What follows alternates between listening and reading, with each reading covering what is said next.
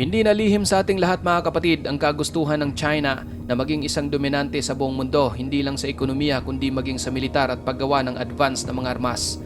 Ngunit isang partikular na ambisyon ng China ang talagang hindi nila kayang maabot. Ito ay ang pagbebenta ng kanilang mga fighter jet. Habang naging tagumpay ang China sa larangan ng ibang industriya, ang demand ng kanilang mga fighter jet ay talagang hindi nila inasahang babagsak ng husto. Nakakagulat ito dahil maganda ang takbo ng kanilang ekonomiya. Maging ang kanilang militar at pagbebenta ng ibang mga armas maliban sa fighter jet ay tuloy-tuloy ang pagsulong kung saan noong 2020 nagawa pa nilang makuha ang ikalimang posisyon sa pinakamalaking exporter ng armas sa mundo. Patuloy na gumagawa ang China ng mga advance at talaga namang may kakayahang makipagsabayan ng mga fighter jet.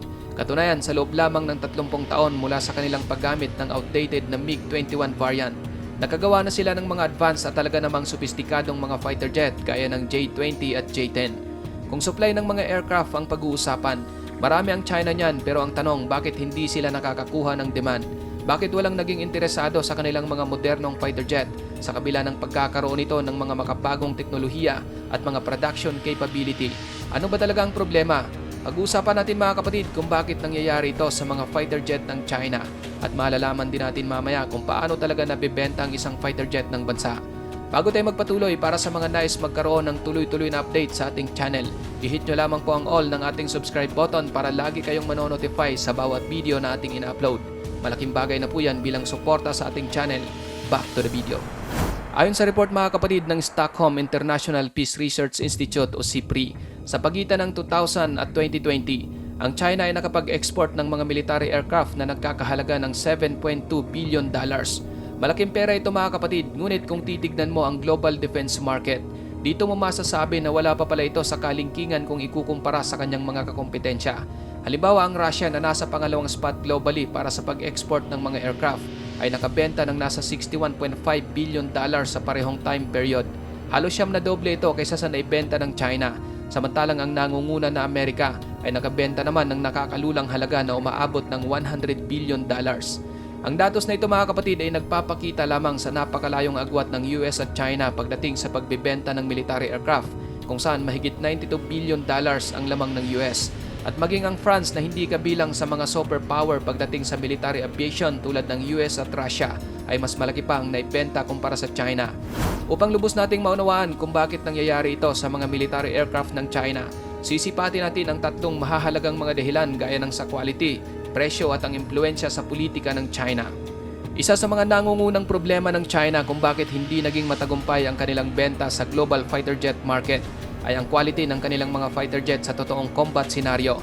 Halimbawa, kung sa papel ka magbabase, marami sa mga aircraft ng China ay mayroong advanced na mga teknolohiya, disenyo at nakakabilib na mga features. Ngunit pagdating sa combat experience na siyang kalimitang unang tinitignan ng mga buyer, wala na ritong may pagmamalaki ang China. Ang isang fighter jet ay hindi lamang ini-evaluate base sa kanyang disenyo o mga teknolohiyang tinataglay. Makikita ang pagiging mahusay ng isang fighter kung talagang dumaan na ito sa isang aktwal na pakikipaglaban at hindi pa ito nagagawa ng mga fighter jet ng China. Habang matindi ang pagsisikap ng China na makagawa ng sariling mga fighter jet, marami sa mga ito ang talagang wala pang karanasan sa isang aktwal na combat situation. Ang pagiging kawalan ng combat experience ang isa sa mga nagiging dahilan kung bakit inaayawan ng mga foreign buyer ang mga fighter jet ng China. Ang mga bansang naghahanap ng mabibiling fighter jet ay malimit na nabibigyang pansin ang mga aircraft na mayroon ng combat record.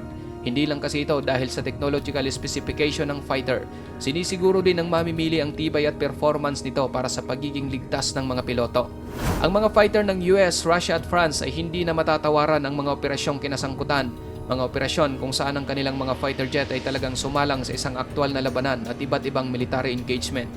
Subok na ang kanilang mga aircraft sa mga live combat scenario na siyang nagiging dahilan kung bakit na-attract dito ang mga potensyal na buyer kumpara sa mga aircraft ng China na wala pa talagang napatunayan. Halimbawa, ang fighter ng US na F-22 Raptor at F-35 Lightning II ay parehong 5th generation aircraft na mayroon ng maraming karanasan sa pakikipaglaban. Gayon din ang Su-27 at Su-30 ng Russia na isa ng combat ready at ang Rafale ng France na talagang napatunayan na ang pagiging maasahan na multi-role fighter. Ang mga fighter ng China na J-10 at J-20 ay bagamat sinasabing nakaka-impress, ngunit hindi pa nito napatunayan ang kanilang mga sarili sa isang live combat. Ang J-20 ay sinasabing nagtataglay ng isang kalamangan pagdating sa teknolohiya gaya ng pagkakaroon nito ng stealth features.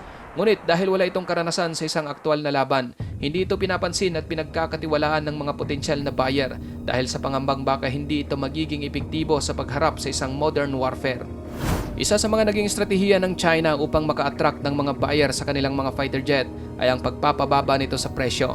Isa itong magandang ideya dahil yun din naman ang hinahanap ng mga mamimili ang mayroong abot kaya ng mga presyo. Ngunit ang pagiging mura ng mga fighter na inaalok ng China ay nagkaroon ng problema dahil ang mga makina nito ay hindi reliable o mahina ang quality. Malaking bilang ng mga military jet na ibinibenta ng China ay pinapagana gamit ang mga Russian-made na makina. Ngunit hirap silang basta na lang i-export ang mga ito nang walang pahintulot mula sa Russia, partikular sa mga bansang walang maayos na relasyon kay Putin. Sinubukan ng China na mag-develop ng sarili nilang mga jet engine upang hindi na umasa pa sa Russia. Ngunit ang kanilang sariling gawa ay mahina ang quality at performance. Sobrang napakamahal din ito, mas mahal pa kaysa sa mga Russian-made engine. At kung ikukumpara sa makina ng mga fighter ng Amerika at Russia, ang sariling gawa ng China ay talagang napakahinang klase. Noong panahon ng Cold War, ang China ay nakakatanggap ng suportang teknolohiya at militar sa Soviet Union, kabilang ang pagbibigay sa kanila ng mga aircraft. Sa Soviet technology lang din noon at pagiging eksperto umaasa ang China, pero nang magkatensyon ng mga ito, doon na sila magsimulang mag-develop ng kanilang sariling mga armas at teknolohiya. Sa Russia, halos kumukuha ang China ng mga disenyo sa kanilang mga fighter. Halimbawa, ang kanilang Shenyang J5 na isang licensed copy ng MiG-17 ng Russia, ang J6 na nakabase sa MiG-19, at ang J7 na ginaya naman ang MiG-21 at ang lahat ng ito ay gumagamit ng Russian engine technology. Sa global military aircraft market, walang duda na isa sa mga mahahalagang dapat tignan ay ang presyo at kakayahan ng isang fighter jet.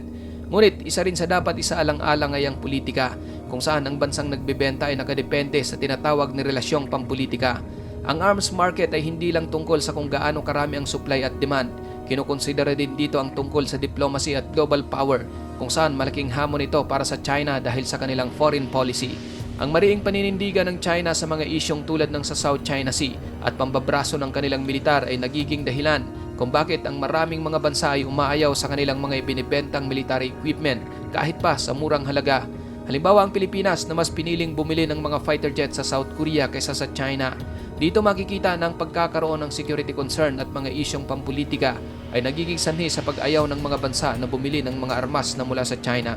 Maliban sa South China Sea, mayroon ding mga isyong pampolitika ang China sa may Asia-Pacific region katulad ng sa India. Walang magandang relasyong pampolitika ang India sa China. Nagkaroon ito ng hidwaan sa kanilang mga seguridad at interes. Kaya naman kahit tila isusubo na ng China sa India ang mura at advanced nilang mga military aircraft, sa Russia at sa mga Western supplier pa rin bumibili ang India. Maraming bansa ang talagang hindi na nagtitiwala sa China katulad ng sa Myanmar, na bagamat mayroon itong political at military ties sa China, ngunit ang mga armas ng Russia at kanluran ang kanilang binibili imbis na ang mga fighter jet ng China. Pagdating sa Middle East, kung saan ang rehiyong ito ay talagang naimpluwensya sa mga alyansang geopolitical, mas lalong hindi talaga matatalo ng China sa pagbebenta rito ng mga fighter jet ang Amerika, Russia at ang mga European nation. Napapanatili rito ng Amerika ang kanilang matatag na alyansa sa mga bansang tulad ng Saudi Arabia, United Arab Emirates at Israel, at ang relasyong ito ay mas lalong napatibay sa pamamagitan ng pagbebenta ng US ng mga advanced at combat-proven na mga gamit pang militar. Bagaman ang ilan sa mga Middle Eastern country tulad ng Iran at Pakistan ay bukas sa pagbebenta ng fighter jet ng China, ngunit marami pa rin ang nananatiling hindi masyadong dumidikit sa China, lalo na kung ang kanilang mga political at security interest ay mas nakatuon sa West. Isa rin sa mga halimbawa na talagang kinakaharap ng China ang pahirapang pagkuha ng mga kontratang pangmilitar mula sa ibang mga bansa dahil sa problemang pampolitika ay ang sa Turkey. Nakahanda na sanang makipag-deal ang Turkey sa China para sa mga long-range missile defense system noong 2013. Ngunit dahil sa geopolitical pressure mula sa NATO allies, naging dahilan ito upang ikansela ng Turkey ang nasabing deal.